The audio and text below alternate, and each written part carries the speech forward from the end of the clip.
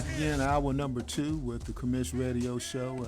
Hey, very busy day, but you know what? Hey, as I've often said, I told a good friend once, they asked me, hey, do you have a busy day? I said, it's no more than any other day. It's just 24 hours in it. And what do we have to do with it? We have to make the best that we can of it. The way we're making the best we can of it, as I've often said, this radio show is the best radio show from Como to the Congo. If you're in Fort Worth, you know where Como's at. And if you're part of the world, clearly you are. You're listening to us on fbrn.us. Well, you should know where the Congo is. And if you don't know, you better ask somebody. But this is what we have going on today. We have Miss Dominque Torres Williams, a Democrat, running for judge for County Criminal Court number 4. Dominique, what's going on? I am good. How are you doing today, I'm Commissioner? doing fine. I just interrupted you. You didn't get it all out. I'm just so excited. You know the reason why I'm so excited about interviewing you is I've admired you for quite some time. Well, thank you. That means a lot. That truly does mean a lot coming from you because you have been around a lot of people. So to know that you have witnessed some of my works, it means so much. So and thank you. What really means a lot to me is that you introduced me. I know you probably don't even remember. You introduced me to your family once, and you Yes, and you were so excited about it. of course. And I was going like, wow. He introduced me to her family. Said, this is Ed Gray. I believe he introduced me to your father, right? Yes, to my father. So they're so active in my life, my mom and my dad, and so I'm so blessed to have both of them.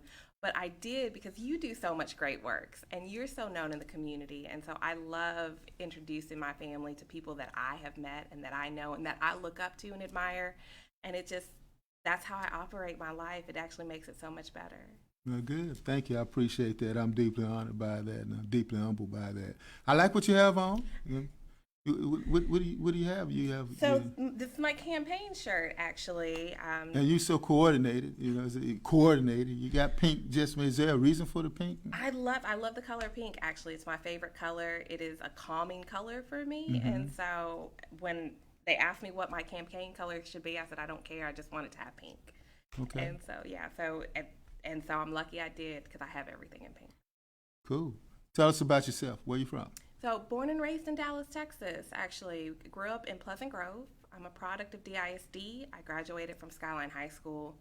And then I went on to the University of North Texas in Denton, where I got my bachelor's. And then my law degree is from Texas A&M School of Law here in Fort Worth.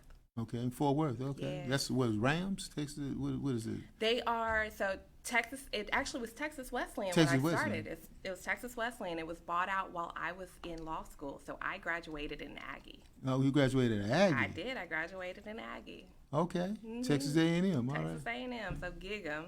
So why did you decide to become a lawyer? So Hard for question. me, it's an interesting question because No one's asked you that before? it comes from my background. Okay. A lot of it is I'm Black and Hispanic. My mom's Mexican American. My dad's African American.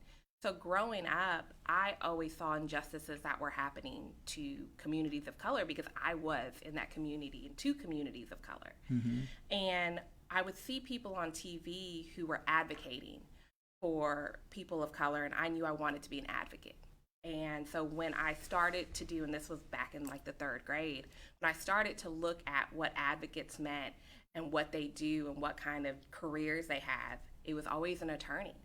And the more that I got into looking and researching attorneys, most American presidents were attorneys. Right. And so for me, like a lot of young kids, I wanted to be a United States president. I wanted to be the first female president. And so knowing that a lot of them were attorneys, I said, this is the career path that I wanted to do. And so I decided that in 3rd grade. And ever since then, I always just made sure to stay on that path or try to stay on that path to become an attorney. And that's where I am now. And I'm very blessed to be in a profession where in the state of Texas, only 33% of the attorneys in Texas are women. 33%. 33% of in all a population of women in the state of Texas Correct. is what, like 50? Oh my gosh, yes. But only 33% of the practicing attorneys in the state of Texas are women. Only 9% are African American women. Okay. And then 12% are Hispanic women. So there's so much that needs to be done in order to make sure that we get equity when it comes to having women, and especially women of color, being attorneys, because we ultimately are advocates for anything, whether it's family law, criminal law, probate. We need to make sure that we are getting more attorneys in who look like us and come from our communities to help advocate. So you listed, and that's a great answer. You listed one of the things is that you listed that you were Mexican American and black. Yes. Okay. Have you? I've been black all my life. Okay. All right. So I never had to ask this question, but when you deal with people, how do they view you? So. And there's a real reason why I'm asking you this, and this is a real reason. So. And now let me finish the statement. My granddaughter is Mexican American and black, so I just want to know for personal reasons here. It depends on where I'm at, actually. So I know going out into the world 9 times out of 10, I'm viewed as a black woman, and I love that. I consider myself a black woman. I consider myself a Hispanic woman. And so honestly, when I say it depends, sometimes if I'm at a social function with my family, because I do speak Spanish, I'm looked at as Hispanic. But if I'm out with my husband and that side of my family or my dad's side of the family, I'm a black woman. So it depends. But every day that I wake up, I know I'm a black woman. I know I'm a Hispanic woman. And regardless of what the community sees me or what the world sees me as, I know who I am. And so a big part of me living my day-to-day life is knowing who I am and being comfortable with that. Because there are times, and especially when I was in elementary school and middle school, I would have groups of friends. I'd have a group of Hispanic friends and a group of black friends, and they would say, well, I don't think of you like that. I don't think of you as black. I don't think of you as Hispanic. And that becomes a little hurtful sometimes because I knew that I was both. And so I had to realize very quickly I have to stand in being black and being Hispanic at the same time. You should always stand and be in yourself. Yes. Period. Yes. That's, we've had conversations before, not long conversations like we're having now about that, but just saying, hey, just be you. Yes. Being you is running for Democrat for judge for County Criminal Court 4. What is County Criminal Court 4? County Criminal Court 4 is a misdemeanor court in Dallas County. And define misdemeanor. So misdemeanors are in a category, Class A, Class B, Class C. Class C misdemeanors are typically handled in your municipal cities. So when you think of Dallas Municipal Court and you think of traffic tickets, you're thinking of a Class C misdemeanor charge. And so those are typically handled in the smaller cities, or even sometimes your Justice of the Peace courts handle Class C misdemeanors. When you get to Class A and Class B misdemeanors, now you're looking at a type of criminal charge that can result in jail time.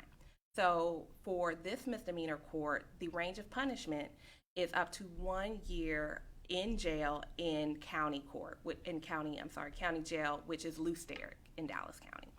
And it also can carry a fine up to $4,000. So misdemeanors are generally DWI number 1 and number 2.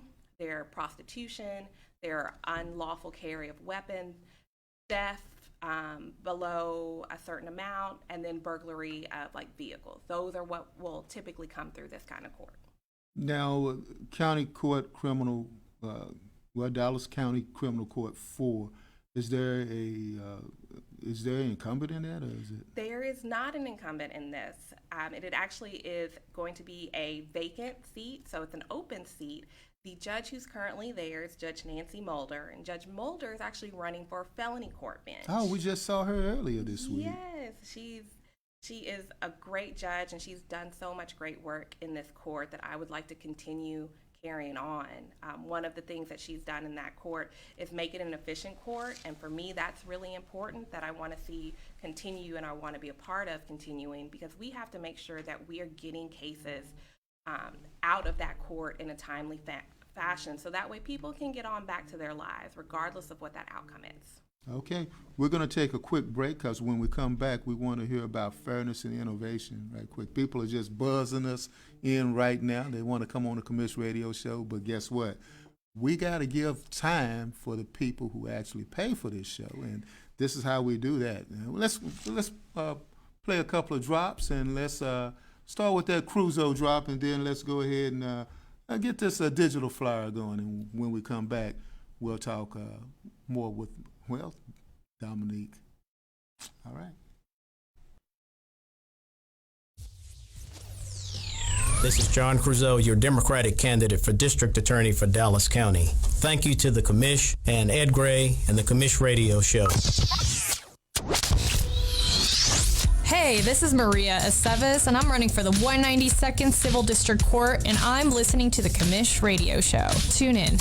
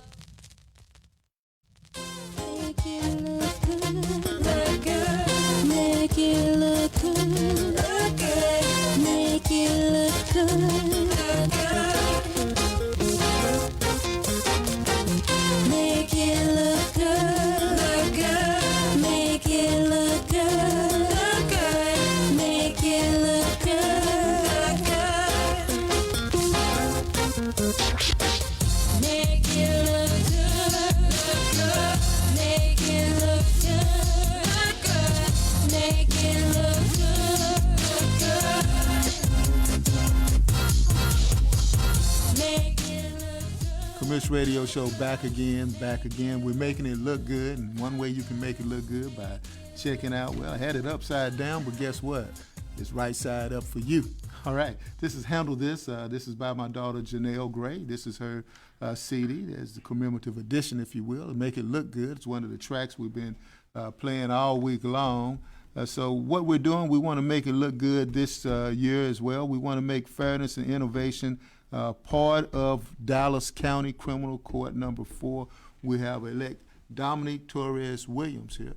And I please forgive me because I called you Dominique, and I was like, because I know you like family. Oh, I prefer to be called Dominique, actually. And I know your husband. You do, yes.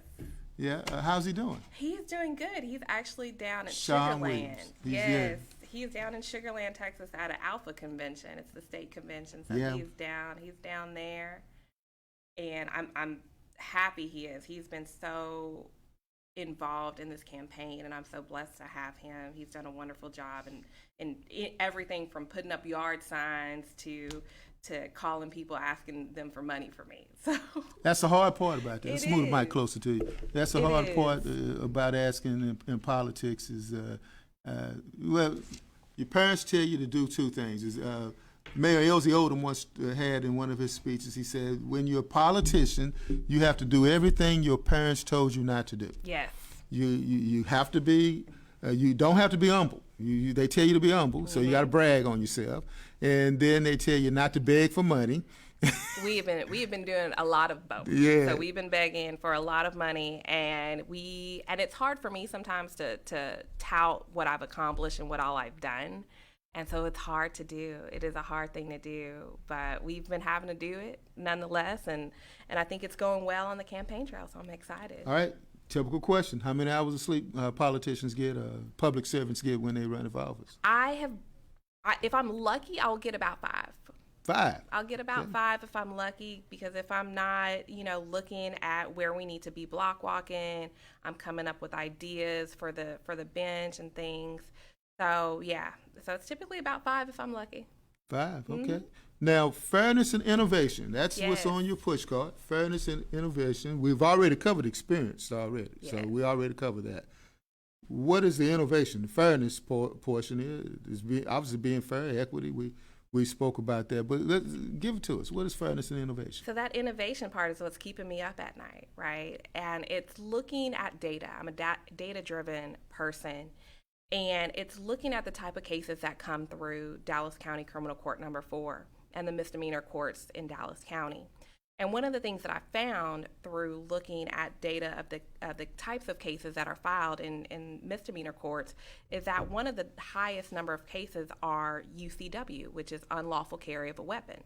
which a lot of people are surprised about, because in Texas, you assume, and we have open carry. You assume That's what I was going to say. You can be toting it everywhere. I mean, that's what we have, right? Yes. Was that what constitutional? Constitutional carry. Okay.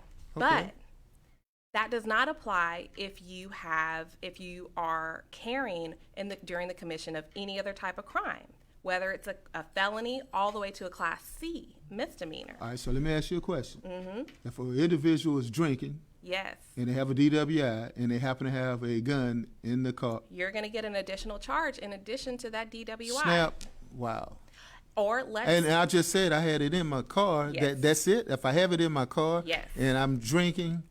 If you're drinking and under the influence, that's because that's a separate crime, and so you cannot be committing any type of crime while you are carrying constitutionally. What we find a lot of times, and what I've even had cases on, is that you will have someone who was stopped with either a small bit of marijuana or even, let's say, drug paraphernalia, like rolling papers. And those rolling papers. Wait a minute, that's a drug? I mean, it's drug paraphernalia. It's what if I just happen to like to roll my own cigarettes? So a police officer could categorize that as rolling papers or drug paraphernalia, and you could get a Class C ticket for that. Isn't that interpretive, though? I mean, it is, yes. So it is. Some policemen could say, okay, that's what it is, a drug. Correct. Another policeman say, okay, I'll let you slide with Yes. your case. Mm-hmm. Well, why do they sell this stuff then if you can? That is kind of, that's one of the issues that needs to go before the legislature, is why do you have this if this could be construed as something that will get you a Class C ticket? And if you have a gun on you while you have this drug paraphernalia, now you have a Class A or B misdemeanor on your hands, which will take you from going to municipal court for your drug paraphernalia to having to go to Frank Crowley to deal with your unlawful carry of a weapon. And so those are actually some of the highest cases that are seen in Dallas County. And so because of that, I want to look at innovative ways that we can tackle that problem, if we can, especially with the misdemeanor, Class C misdemeanors. And I actually got the idea, and I'm so thankful to Pastor Marcus King over at DC3, because he was asking me, how do we collaborate county level courts with the city level courts? And that was one of the examples that I brought up to him. And so when you look at cities like Dallas, like the city of Dallas, they have a drug court for cases like that Class C misdemeanor that I was talking about. But how do we collaborate that with some offenses that may be going on in the misdemeanor courts? And so that's what I'm looking at when I'm talking about innovation. In addition to that, also looking at ways for people who are currently on probation or would be put on probation, how do we check in with them periodically, whether it's once a quarter if they're on probation for a year, to make sure that they're on the right path and see if there's any resources that they need. And that's important to me, because sometimes people need some help and they're afraid to ask for it, or they don't know where to go to. And so that's another part of the initiative that I want to make sure that we're taking part of in Dallas County Criminal Court number 4. Now, you listed community advocate. Yes. What is a community advocate? So I have been active in police reform, criminal justice reform, and bail reform in Dallas since about 2014. And it comes from my upbringing. It comes from my background of being Black and Hispanic, knowing that Black and Hispanic, especially men, are stopped at a disproportionately higher rate than their white counterparts. They're incarcerated more than their white counterparts. And so because I have brothers who are Black, I have brothers who are Hispanic, and I have a stepson who's Black. That's a very important part and piece to me, is looking at criminal justice reform, police reform. How many brothers do you have? So I have 2 brothers. I have 3 brothers. I have 2 who are full-blooded Hispanic, and I have 1 who is African American on my dad's side. And they've been stopped before? Oh yes, my brother. You rode your ass. All of them have been stopped. I'm trying to think of how many times they have been stopped. Oh, they've all been stopped. Yes. And they're good guys. You know, I know them. They're my brothers, right? And I remember one particular time This is where we talking about diversity in the court. Yes, I yes. mean, you know, because if I know this. I know Right. it's real. It's real to me. Two of my brothers were in their truck outside of our house, actually, just and they sitting. got stopped outside of the house. Because they were outside of the house. It was probably about 11, and they had just come from Wing Bucket, and a police knocked on their window and asked them what they were doing, where they were going. They said they live here. They pulled out their driver's license. At their own house. Yes, and it had the home address. They said, we're just here talking because, I live here. yeah, I live here. This is my brother. They wanted to have some conversations they couldn't have in the house, and I get it. And the police officers got them out of the car, told them that they smelled marijuana. My two brothers don't smoke weed. There literally was a skunk in the neighborhood, and that's what they smelled. They searched the entire car, found nothing at all. And next thing I know, because I didn't see any flashing lights, and I was living with them at the time, they come in and tell me the experience. That next morning, we go down and we filed a complaint at DPD. What happened? So they went through the formal process, and they were given, I think the police officers ended up getting some kind of write-up because there was nothing substantiated. There was no reason to pull them out of their car. They had provided the identification like they were supposed to. And for me, it was important for me to take them down to see what that process looked like. Who's the police chief at the time? Oh gosh, who was it? We were living That far back? It was. Okay. It may have been Brown. I think because it was a while ago, because we were living over when we used to live by Skyline. Okay. And that's been about 8 years now. Okay. Mm-hmm. So police reform. How can you? Well, that's what you worked on. You can't do police reform on the bench. No. So there's limits, of course, to what a judge is able to do and say, and advocacy is not something that is necessarily Right, but a judge is able to do. That's your background. But it's my background. Okay. And bail reform actually is part of it too. In 2018, I sat on the Community Bail Fund of North Texas, and that is where it was grants and donations that were given to go down to Lou Sterrick and actually interview defendants who are being held pretrial to see if bail could be paid for them. And for some of those, and I did, as the attorney on the board, I did some of those interviews. And so I'd go and interview mothers who may have had a theft charge, a Class A or Class B theft charge. And how much is that? So it depends. So their bond was about $5,000. Which means they have to pay how much? So if they go to a bail bonds company, they'll typically charge you 10%. So they'll charge you about $500 plus some fees. But to a single mom who has 3 kids, even finding $500 is extremely difficult when you have 3 kids and you're trying to raise. So being able to go down there and hear from people and hear their experiences and then being able to post bond for them, it was such an enlightening experience for me. Right, and so knowing that she had to get back home. She had already missed about 4 or 5 days from work, so which exacerbates the problem because now she doesn't really have any money because she hasn't been to work for 5 days, and her mom or family friend is watching the kids, and so working on that and then knowing and understanding the impact that it has on a person's day-to-day life, I think that gives me a really unique perspective, especially for this bench. Now, unique perspective for this bench. It seems like you not that far removed from the struggles of the people. That's the reason why you can be a community advocate. Yes. Oh, I'm from Pleasant Grove. You're from Pleasant Grove. There's no way. So you rep Pleasant Grove like I rep Oak Cliff. Yeah, there's no way. Because that's what I tell people all the time. They say, "Why you say Oak Cliff?" I say, "I spent more time in Oak Cliff than I have at SMU." Yes.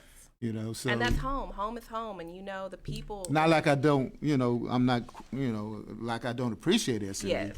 But it's just a mere fact, though. Something goes wrong, I have to go back. Yes. To Oak Cliff. Yeah, to what made you and what right. raised you. And something goes right, that means I have to go back to Oak Yes. Cliff.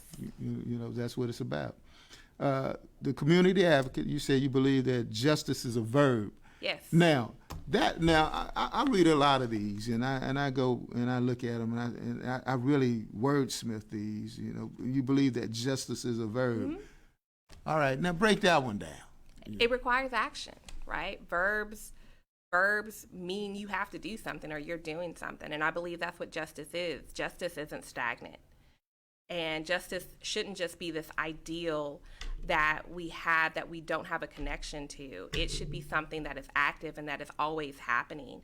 And especially for a misdemeanor court like this. And so when I say that it is a verb, I'm saying it as it requires action. There requires something to be done and continuously being done in order for justice to be executed.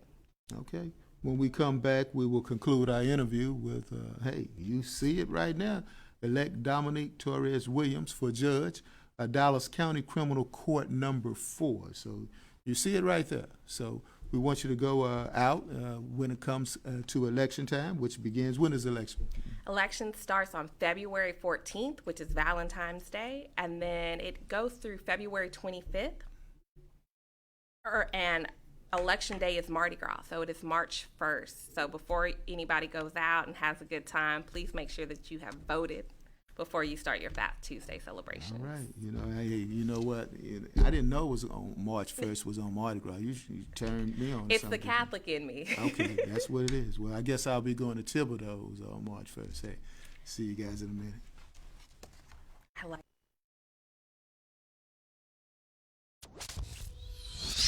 Who was that masked man? You mean you don't know? That wasn't no masked man.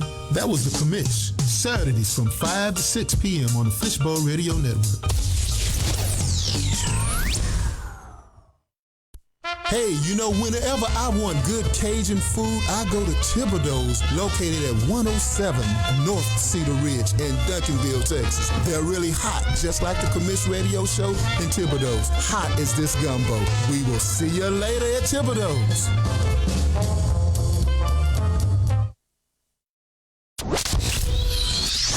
This is your community constable, Bill Gibson, representing Garland, Mesquite, Rowlett, Saxe, Centerville, and East Dallas in Precinct 2, Dallas County. And you are tuned into The Commish with Ed Gray. All right, Commish Radio Show back again. Hey, just like on cue. Like I've often said, you know, when I come in and I say, hey, the champ is here, well, in my corner, I have my Angelo Dundee, Angelo. And I say Angelo, you know, it's like, I know I sound like James Brown. I say Angelo. You know, that's what it is. So, and then he always corrects me. Though. Y'all don't hear him offline. I got that. I mean, he's a big dude. I got that, man. Well, you know what? We got a couple more minutes to spend with Dominque Torres Williams, who's running for, Dallas County Criminal Court number 4. I keep saying that and looking down at that, and I know you're saying, why does he say that with that delivery? There's a reason why. Because in the previous hour, we had Judge Paula Rosales. So could you explain the difference between the two courts? Yes, so Judge Paula Rosales is the presiding judge of County Criminal at Law Court number 4, which is a civil court. I'm running for Dallas County Criminal Court number 4. And so they're both courts number 4, but we would do completely different things. Hers is a civil, and I'm running for a criminal bench. Okay. But we're both on the ballot. Both on the ballot. We're both on the ballot. That means we can vote for you both. Correct. We're not running against each other, Right, but we are both on the ballot. That's the reason why we did that other Facebook Live video that you guys may have already seen. If you hadn't, go back and see it. Because they were there. They were friends. They were talking to each other. They were friends. So that's what it is. All right. So in our remaining minutes, tell us why we should elect you. So one of the things that I want to accomplish and that I'm committed to in Dallas County Criminal Court number 4 is, number one, making sure that we have robust daily bail hearings. And that goes back to my work on bail reform. I want to make sure that we're assessing and doing risk assessments of defendants who are waiting in jail prior to their trial to see whether or not they're able to go back home. In America, you are innocent until you are proven guilty. And so I want to make sure that we are looking at those defendants every single day. The second thing that I want to do is I want to look at having periodic probation reviews with people who are currently out on probation to just check in with them and see if they need any resources and make sure that they're staying on the right path, because I believe that in justice you have to have accountability and grace.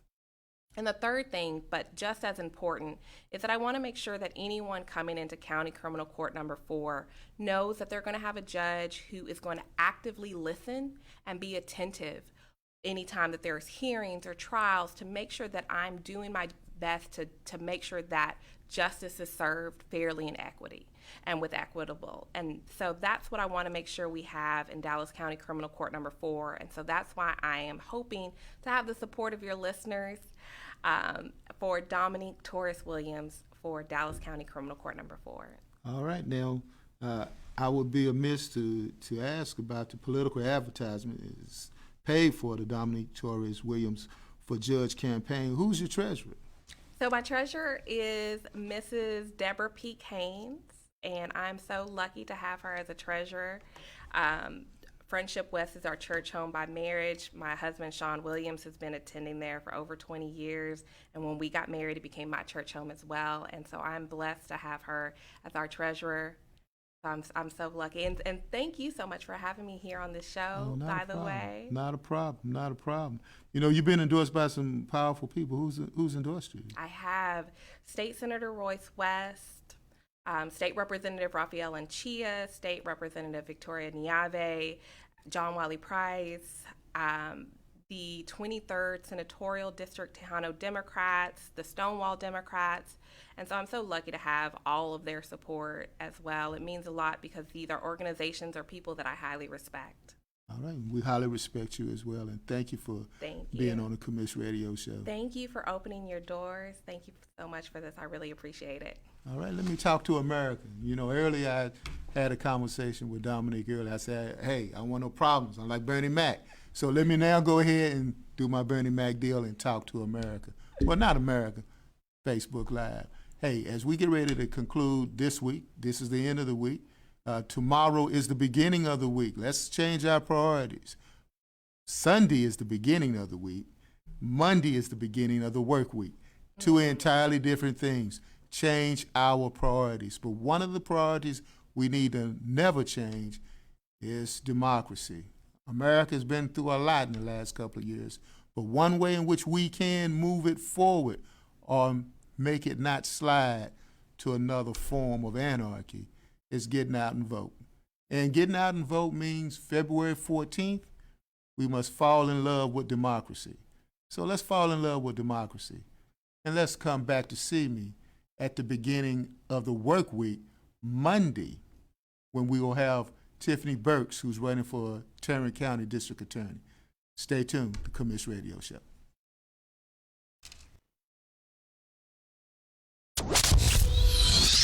Who was that masked man? You mean you don't know?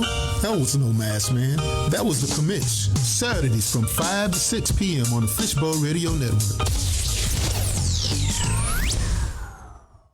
Hey, how you doing? This is Ed Gray of the Commish Radio Show. Stay tuned and tune in and be up to speed on everything in social justice, human rights, and politics on the Commish Radio Show, airing every Saturday, 5 p.m. on the Fishbowl Radio Network. Jump in.